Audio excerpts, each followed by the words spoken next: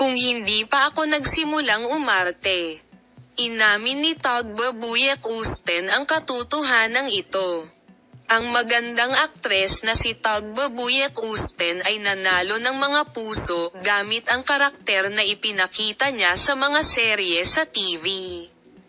Si Tugba Buyek Usten, na mahilig sa entablado mula pa noong kanyang pagkabata, ay nag-usap tungkol sa kanyang pakikipagsapalaran sa pag-arte.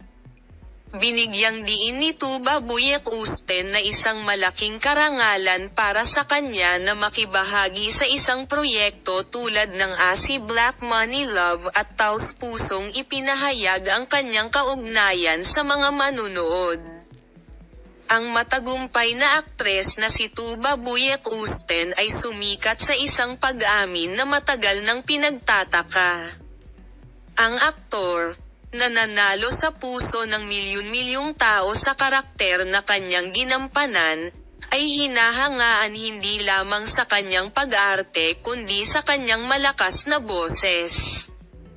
Ang magandang aktres, na nanalo sa paghanga ng madla, ay nakakuha ng pansin sa kanyang karera. Ipinaliwanag niya ito pagkaraan ng ilang taon.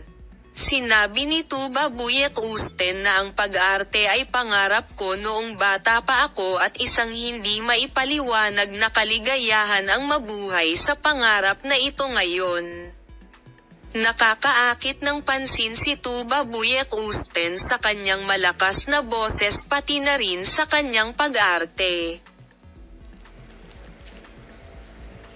Ang musika ay hindi lamang isang libangan para sa kanya, ito rin ay isang kailangang-kailangan na bahagi ng aking buhay.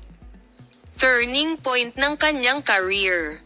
Ipinahayag ni Tuba Buyek Usten ang kanyang pagkakatulad sa karakter na may napakatapat na pag-amin. Lalo na ang mga figure ng aming ama ay magkatulad.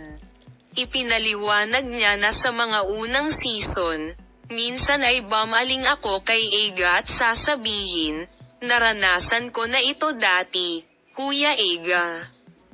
Kung hindi ako artista. Ipinaliwanag ni Tuba Buyek Usten ang lalim ng impluwensya ng kanyang pamilya at ng kanyang paligid sa panahon ng proseso ng pagiging artista bagamat gusto ng kanyang pamilya na pumili siya ng mas matatag na karera. Pinili ni Tuba Buyek Usten na sundin ang kanyang sariling mga pangarap. Actually, childhood dream ko ang pag-arte. Pero gusto ng pamilya ko na mag-aral ako sa ibang departamento at mamuhay ng mas matatag, paliwanag niya. Salamat sa panonood ng aking video.